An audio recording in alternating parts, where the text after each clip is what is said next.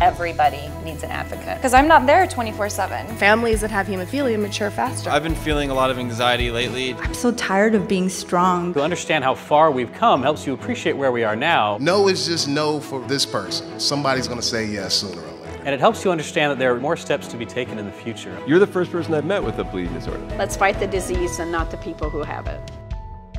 So I want to start with a question for you, Veronica. You have two boys, one who's now 20 and Christian who's 12. Miguel, your older son, unaffected, but your younger son was. And it's always interesting to find out when there's no family history or if it's the first in the family, what the story was that led to the diagnosis. So could you share that with us? My son was about 3 years old when he was diagnosed. It was back in spring. He had a very terrible nosebleed that would not stop, to the point where I had to call the ambulance because it was so severe.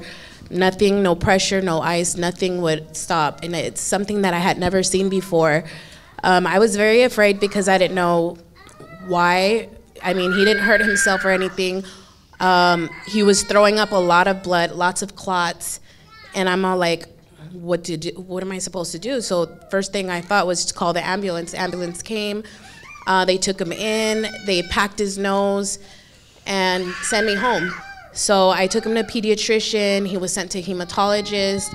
From there they ran tests, and that's when I found out he had von Willebrand's. Prior to that, I had gone through a lot with his nosebleeds because he even got his nose cauterized a couple times, which was very painful because he was awake while he had got that done. Even when he was younger, before he got diagnosed, he had tonsils taken out, which was really severe. He got really sick, bled a lot, and it was very scary. But thank God now that I know that it's von Willebrand's, there's ways around that. It's like there's von Willebrand's, there's ways around it, there's ways to deal with it, but without being diagnosed, you're kind of flying blind. And I'm going to butcher the exact statistic, but I think if someone knows it, correct me, but I think it's something like 14 years on average from the first symptom of von Willebrand's to a diagnosis when there's no family history. But like you said, once you actually know, then you can find, oh, there's a treatment center that is full of specialists to manage this. There's a patient organization that's going to help with education and advocacy. There's other people.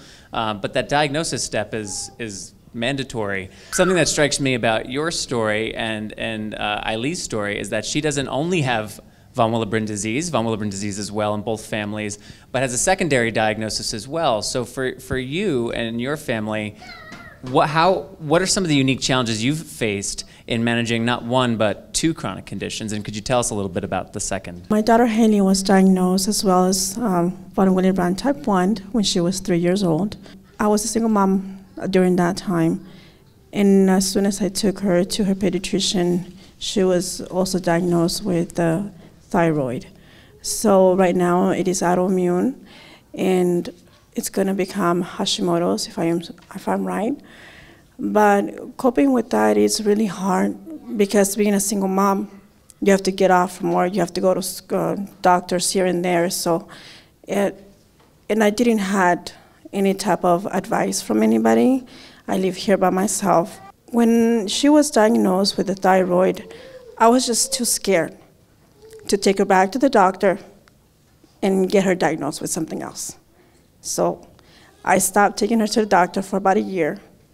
And after I got some advice from friends, and I went through the websites, Googling it, I went back and got everything situated and told myself, she's just a little girl and she needs to live her life. And from that point, did you find that you were engaging with other parents, community members? Did you find a support network to help fill some of the holes left by not having a partner or a family around to help support you?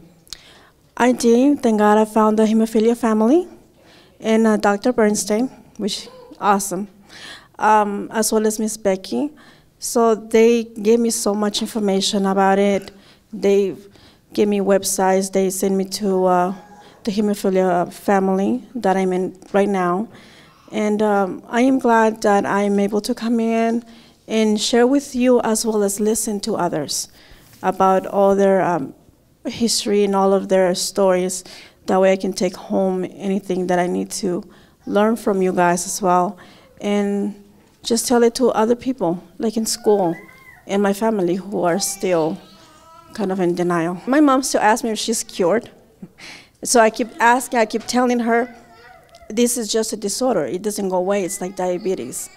You just have to be able to control it and work around it. Veronica, I know for you, you had mentioned to me that without community, I was like, what do you think your life would be like without community? And your 3 words were stressed, confused, depressed. I was like, okay, those are some heavy words.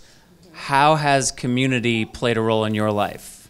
I would be probably in the mental hospital. But when you come to know that your family has never been affected by anything, any diseases or anything, and then all of a sudden they tell you you're diagnosed with this, you don't know if it's life-threatening, you don't even know what it is, you don't even know where the word came from when it comes to von Willebrand's. A lot of people don't know.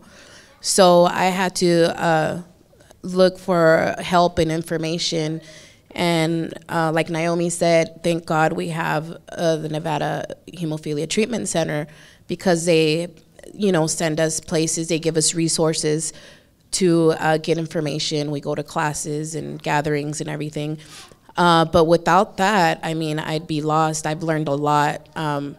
Finally infused my son by myself for the very first time this week. Congratulations. And, oh my God, after an hour of trying and poking and crying, both me and my son were crying because we could not find a vein. Like, it took us, I had to poke him 6 times, and finally I did his hand. I'm like, please, if you're calm, I'm calm. But if you're screaming and crying, I cannot do this. And we found that vein, and we were both so relieved and happy. And no bleeding this whole week. He feels great. He's happy. I'm happy. That's really cool. Congratulations. That's a big moment. That's just, and to have a good week thereafter, it's validating for both of you that, okay, it's worth it because sometimes, I've been sticking myself every other day for a long time, and just a few months ago, it took me 8 sticks to access a vein. And I have great veins. I have fantastic veins. But for whatever reason, on this day, it took 8 sticks. And by stick 4, I'm thinking, do I even have hemophilia? Has my whole life just been like an illusion and a dream? Because I should be significantly better at this skill. And I was so upset with him because I'm like, you're not drinking enough water. You have no veins. I'm like, you need to drink water because it makes it even harder to find these veins. But he gets it now. He's like, I'm going to start drinking more water just in case. Yes. Yeah. Also, it's good for you. So that, you live in Nevada, so it's not a bad idea. Veronica, staying with you, you had mentioned that in the beginning, you had to sort of let yourself go. And I think that's a very common refrain from parents of a child who's newly diagnosed, a child in general, especially when there's a chronic condition, because now all of your care energy is going toward your child. How did you navigate coming out of that in a way that you weren't sacrificing yourself to a detrimental degree? My son was diagnosed when he was 3. I went into complete depression because I didn't know what to do. I didn't have support from my family.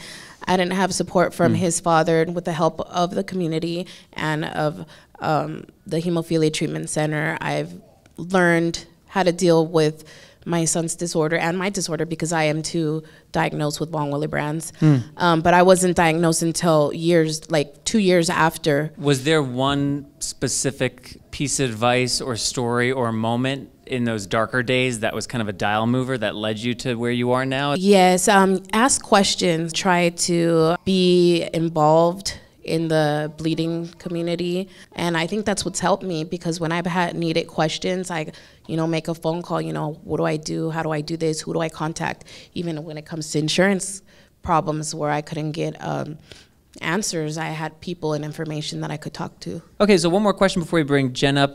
Noemi, when I asked you about your biggest challenge, you had mentioned getting your daughter to understand von Willebrand disease, and you emphasized that word, understand von Willebrand disease, and I think that's a really, especially given her age, she's 12, that's an interesting concept. Can you talk a little bit about what you mean and how you're navigating that? My daughter, like he said, she's already 12, and she was diagnosed at 3. She knows what to do, like the rise, and she knows what it is, but she doesn't understand what is going to affect her in the future. Being a very active child right now, she's on track, so her knees are starting to swell in, and she's like, oh, I just need an ice pack. I'm like, no, you need to go get your medication. I try to explain to her, right now you're going through your teens, you know what's going to happen to your body, but later on, if you have some type of surgery, you need to understand that if you don't take your medication, you can bleed to death, like on the table. I'm just hoping that with the help of all the family here, the meetings, the gatherings, I'm able to get a little bit of information and get her through it. So Chris Bombardier is a 32-year-old with severe hemophilia B who last year climbed Mount Everest, which is incredible and a whole nother topic. But one of the things that I have learned about his story was that by playing baseball growing up and in high school and then finding mountaineering and mountain climbing, it actually really helped him stay adherent to his regimen because he had these activities that he wanted to do that he could not do without this medication. Because without those activities, he was really bad about it, and he'll tell you that. He did not want to infuse, and he wouldn't, and he would get terrible bleeds. But the opportunity to have, to play a sport for him was a motivator to stay adherent. So maybe track can be something that can be used to teach her adherence. And in top of track, she wants to do soccer. Well, there you go. So I tell her, knowing is not the same thing as understanding, and seeing is not the same thing as doing it. Like, you have to learn the difference between all those four. Yeah. And able to go and keep on living with your life and with your disorder, because I'm not going to be here all the time. Thank you for the incredible parents you are for your kids so that they're not living with something that's scary and unknown, but is manageable and is connected to a greater community. So you're role models, and thank you. Jen here was born without legs. In high school, she became the first handicapped tumbling champion in Illinois. In 2009, she was a part of the Britney Spears Circus Tour. She's been featured on HBO Real Sports, ABC's 2020, Good Morning America, and in over 100 countries, which is a lot of countries. And in 2016, she wrote her book, Everything is Possible, Finding the Faith and Courage to Follow Your Dreams. We were very lucky to be joined by Jen Bricker. Hi, Jen. Hi, thank you. So those are some cool things about you, and we're going to start by talking about something I didn't mention at all in there, which is the fact that you were adopted. Can you talk a little bit about growing up as what was that experience like for you? Yeah, I mean, I had a great childhood. I hear the stories about hemophilia and never knowing anything about hemophilia, right? And my parents were like that in a different world, as far as, they had never adopted, never fostered. They knew nothing about anybody without legs, or, obviously anything like that. So, and my mom and dad had 3 boys that were 10, 12, and 14 years old, never adopted, never fostered. So they had a lot against them. My dad was 42, my mom was 40, and before 40 was the new 30, So it was back in when that was still kind of uncommon to adopt at that age. So sure. They just had everything against them, and my mom wanted a baby girl. She couldn't have kids anymore at this point. And one day she heard about a baby girl that was put up for adoption, and it was just like, that's it, I want her. So I was raised very, very mainstream. I was always an athlete. I did basketball, softball, volleyball, all against able-bodied athletes. I didn't understand that there was anything impressive about that. Even though I was on TV, I was always being interviewed, and I was so annoyed, and I didn't understand why people called me an inspiration. Now that I look back, it's laughable, but I'm just doing my thing, and there was never any special treatment at home or at school or anything. I sense that there wasn't a longing for that either on your end, like you didn't feel as though you needed a community of other people who were facing similar like you were just doing your life and people were inspired and you didn't really understand it. Yeah, there was no sense of identity as far as me not having legs. So I had no identity in that stock. My identity was I was an athlete, I was very talkative, I was always social, I was into things, I was strong, I was that's how I identified myself, and that's kind of how my friends or teammates or teachers or whatever would also identify me. I played with the boys and played in the dirt and climbed the trees, and I was always a little acrobat. I was always a little monkey. There was nothing surprising about what I do for my life, at all. So maybe you can give us a little overview what you have been doing the last 10 years as an aerialist, acrobat. What is the work that you do? For 10 years, I've been performing as an aerialist, and what an aerialist is The silk fabric, if you've ever seen any Cirque du Soleil show, the silk fabric that hangs from the ceiling and you kind of fly around and twist and fall and drop and all those things. There are different apparatuses, but I like performing with the silk fabric. So that I've been doing for 10 years. Also acrobatics, which is what I did on the Britney tour. I had a trampoline act with my old partner. And I'm not talking your backyard trampoline. I'm talking like a, the competitive ones where you're catching some serious air. And how much air are we talking? Like I'm at my highest, I'd say I caught 20 feet from the bed, and the bed stands about 5 feet from the ground. So some serious air on the tour, definitely. One wrong move and you're off, so it was very... That's why I don't do it. It's good call, probably. It is not for everybody. And then speaking got added into the mix probably 7 years ago. Professionally, I've been speaking my whole life pretty much on TV, but I guess professionally alone, 7 years-ish, maybe 8. And then my book came out a year and a half ago, and now we're in 10 languages all over the world. And New York Times bestseller. So it's been incredible what opportunities each one of those avenues have brought me. And like this one, I've never been to a hemophilia. Welcome to the bleeding disorders bleeding disorder world. Happy we could introduce you to it. This is who we are. Thank you. So happy to be here, and it's part of what makes my life so interesting is I never know where I'm going to end up or who I'm going to meet. Sure. Yeah. I'm curious about the transition from not understanding why people are saying like, oh, you're an inspiration, this is amazing, you're just doing your thing, to I'm speaking around the world, I've written a book. Like, how has that influenced or changed how you view yourself or your sense of identity? Well, it was gradual. It wasn't, because I, first of all, was traveling around the world only as an acrobat and aerialist. So that was, again, purely following my passion. Like, I love performing, I love flipping, I love being high, I love being so active, and something that's so hard that leaves you bruised and battered, and yet you're just like, yes, and then on stage you look beautiful and you're like over the top, but it's so difficult. We have a slightly different relationship to bruises and stuff, but fair enough. It is painful, trust me, but it's, I started working at Disney World, and I was out of my world where I grew up, and then people would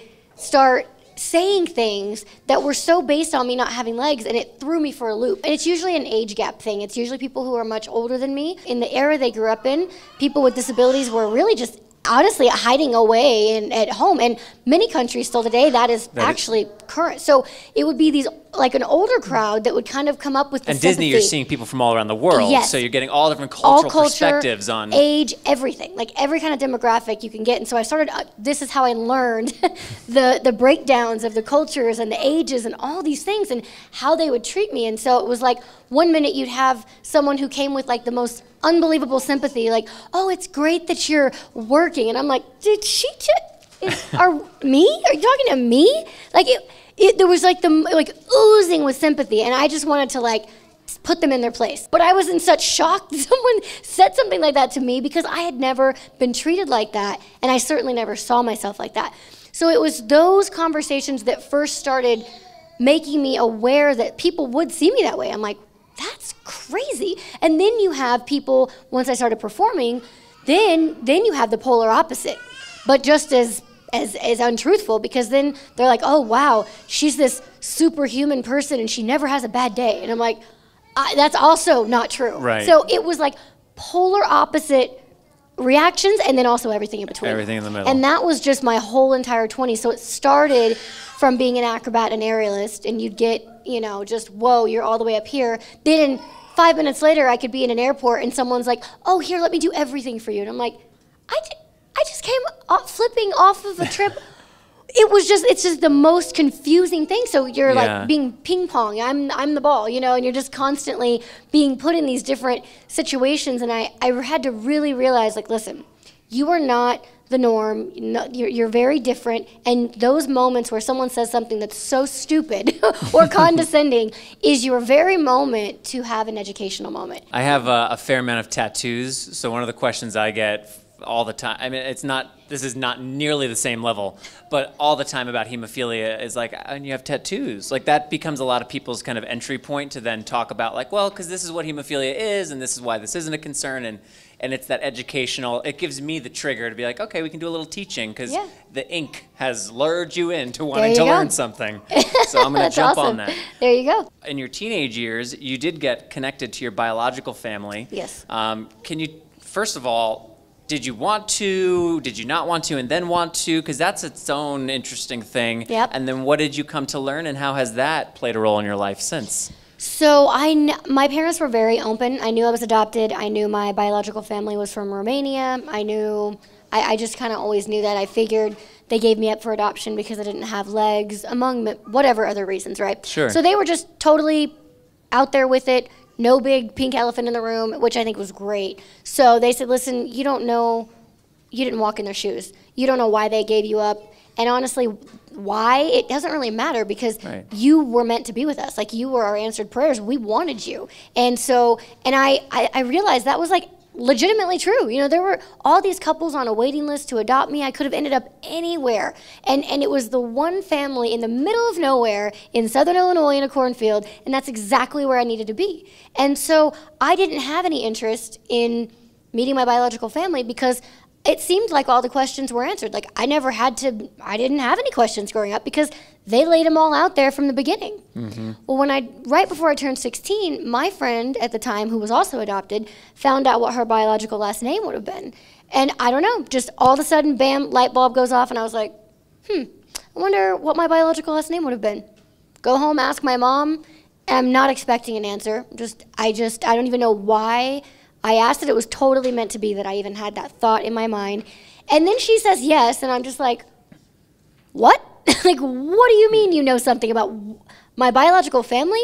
How? You know, and then she's like, you know, your dad's at work, we should probably wait till he gets home. And I'm just like, so they were waiting for you to kind of have this curiosity. Well, they were holding that information? Yeah, it was kind of it was a legal thing. So I wasn't technically, it was a closed adoption, meaning all the information was supposed to be blacked out and I wasn't supposed to know anything about my biological family.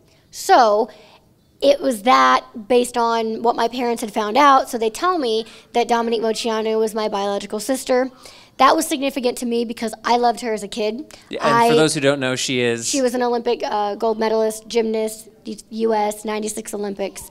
And I knew she was Romanian. I knew I was Romanian. And we looked similar. Mm-hmm. And I picked up on that as a kid. Like, 7, 8 years old kid.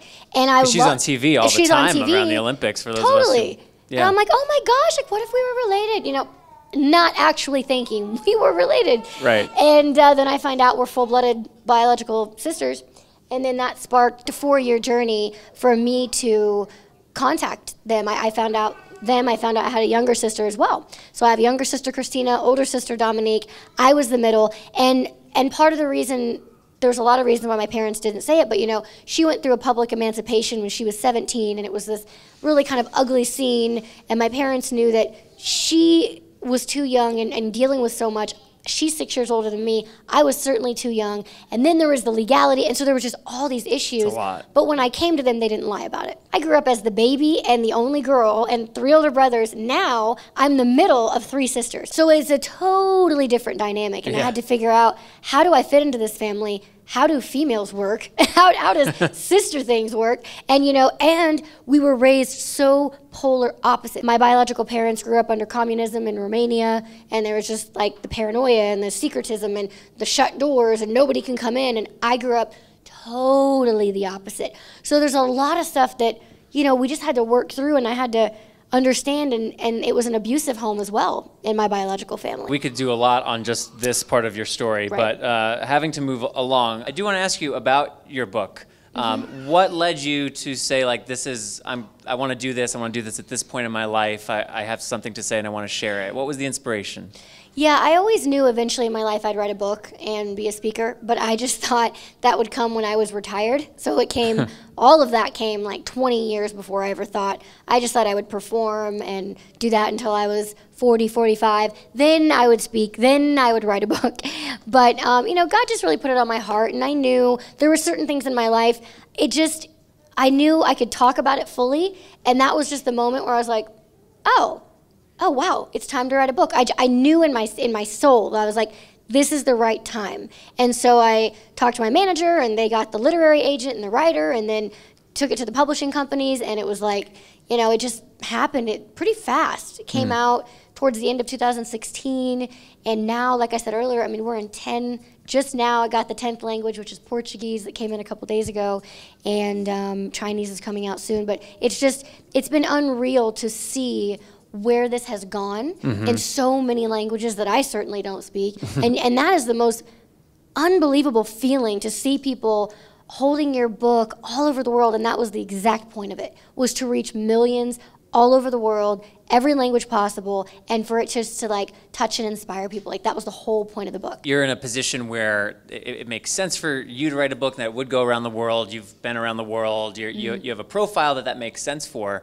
On a smaller scale, I think that's also why things like this are important, that we share our stories and perspectives, because it does reach people that you don't intend. Totally. You know, there will be people who are here or who see this content who will take things away that I didn't even intend to talk about, or, you know, that just came up and it clicks. You don't really know the impact that you're going to have, but the important thing is that you put yourself out there and you share your story and you give people the opportunity to connect and not feel isolated and to learn a little something. I want to talk a little bit about the treatment centers, the hemophilia treatment centers, and would love to hear from everybody, and maybe in your case, though, not the hemophilia treatment centers, but I'm sure you've had clinicians and specialists. What role have the clinicians at the HTCs played in your life? Because we hear a lot about the threatened funding for the HTCs, and I don't want to say that we as a community take them for granted, but we do have an extraordinary infrastructure that is being threatened, and I think it's important that we remind ourselves and share with each other why it's valuable and why we go to Hill Day and to federal advocacy days and why we tweet and write and call legislators on policy issues, because it really is the lifeblood of our community. Pun, didn't intend that. Did not intend that pun. The lifeblood of our community. So Veronica, let's kick it off. Can you share with us your experience at the HTC? What makes it valuable to you? Before I was a patient at the HTC, I had gone to just normal hematologists. They explained to me what von Willebrand's was, but they didn't give me like the extra information that's out there in the classes that they offer, and the community, the families. Without them, like I said, I'd be lost. I wouldn't know what to do. Noemi, do you want to add anything to that? The doctors and the nurses, they pay so much attention to your children.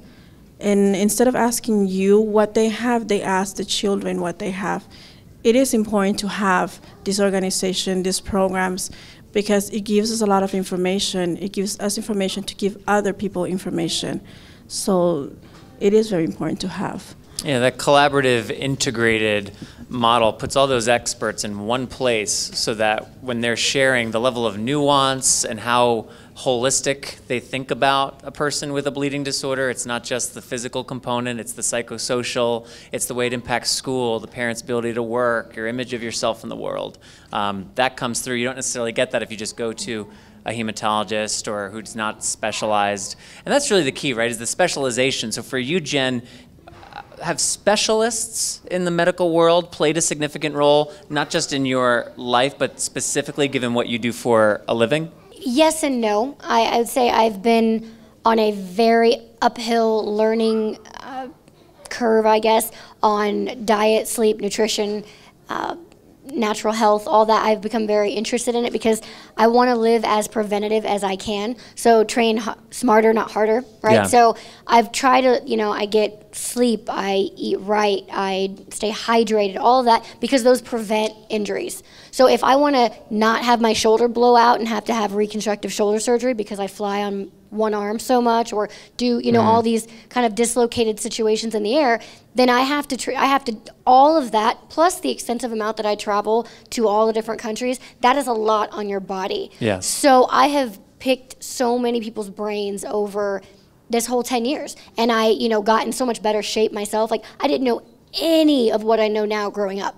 None. And I was more like, I was heavier because of it. Sure. I had worse skin because of it. I had, all that, like, it was not now, right? It was like totally different 10 years ago. And so for me, I guess, yeah, because I've talked to nutritionists and I have an amazing trainer. I've talked to, had acupuncture and chiropractors and all this stuff so that I can keep myself actually aging better, looking better, feeling better, and also staying relevant so that I can actually even do what I do. Because it's a lot, all of that, the travel and the performing and the training and the sleeping and all that, like, you really can't have one without the other. You can do it, but not to the ability that I want to do it. I do have one other topic that I want to make sure to bring up because it's important. We know across the United States that mental health is not accounted for to the degree it needs to be. We know within our community that the mental health component, the mental health burden of living with a bleeding disorder isn't always treated at the same level as some of the other components. And we know that we have lost people in this community because of severe depression and mental illness, and that's a problem. So for each of you, could you share maybe one thing that if you have experienced feelings of either depression or extraordinary anxiety or just downtroddenness, is there something you can offer that has helped you come up out of that for the benefit of others? And maybe we'll again start, I'm gonna put you on the spot again, Veronica, we'll start with you. There's always hope and there's always an answer, a solution to the problem. So if you just think positive and you look for help and you talk to other people, there's always ways to overcome. Which is often the hardest step, to just say, I need a little help. I need a little help. And to reach out to a person or to the chapter. The chapter can also be, your gentle place to land, so to speak. I think that's really important. What for Noemi? Anything that comes to mind for you? For me, it was my daughter, because whenever she was seeing me, as well as Veronica said, depressed, and there was one point when she said, "Mom, just do it." So whenever she was the one trying to give me advice, I just snapped out of it. A person here in the audience who has helped me a lot, which is Miss Lupe Torres. She has given me a lot of advice, a lot of information about it. He said that you have to be able to open up to other people. Let them know who you are. Let them know any problems that you have. And just try to take that advice from other people. And just continue forward instead of going backwards. And for you, Jen, anything? Yeah, I mean, for me, it was, it's definitely tied into my faith and knowing that I was born like this for a purpose, and not just because that sounds so cheesy and it sounds so nice to say, and we've all heard that, but I actually have seen that play out my entire life. And whenever I was so obsessed and focusing on my own issues, that was taking away from me giving to others and actually serving and doing what I'm here for. So it was like the more I'm obsessed with not being skinny enough or having too much muscle or whatever, these things that sound so trivial but can literally bring you to the floor in life, so to speak, internally, we can get completely hung up on things that are very real in your own head. And it's totally, you're only gonna get out inside, like it's a trap. It feels like you're just consumed, right? And I realized the more I focused on that, then it was literally taking away from my purpose and my destiny in life, which is to use the things I love, the talents I was given, to then help other people. And that's so powerful, and every single person has that. Everybody has that in life. Everyone has the gifts and talents to touch and change someone's life. Absolutely. And so the more we can focus on others, it takes it off ourselves, and it's like kind of the most beautiful thing, because then you can help other people, and you end up getting helped because you're doing that. Like, oh, I feel pretty good about that, feel actually. Kind of amazing. Yeah, that was a good choice. Pulled me out of my funk a little bit. Exactly. Yeah. And I'll just mirror the idea of reaching out, also being the person to just let somebody know you're thinking of them. When there was some recent unfortunate news in the community, a buddy of mine, Rich Pizzillo, who's the executive director of the New England Hemophilia Association, he just reached out to say, hey man, I love you and I'm thinking about you and just wanted to say hello. And I thought, like, I need to do more of that, especially when there's moments where maybe people in my life who aren't necessarily, putting on a good face in front of socially, but maybe behind closed doors, they need to receive that text. Because I kind of did when he sent that to me. Like, I kind of needed that, and I wasn't asking for it. So it was a reminder that I have to kind of keep a lookout for who I can send that text to as well. Thank you for sharing today. I think these kind of conversations they ask you to be a little bit open and vulnerable about parts of yourselves. But again, I think to your point, you do it for the benefit of others, and hopefully in turn you found something helpful, interesting, or useful for yourselves. And thank you for being a Powering Through. To watch video from any of our previous Powering Through sessions, visit poweringthrough.org, or to learn more about National Cornerstone Healthcare Services, NCHS, visit nchswecare.com.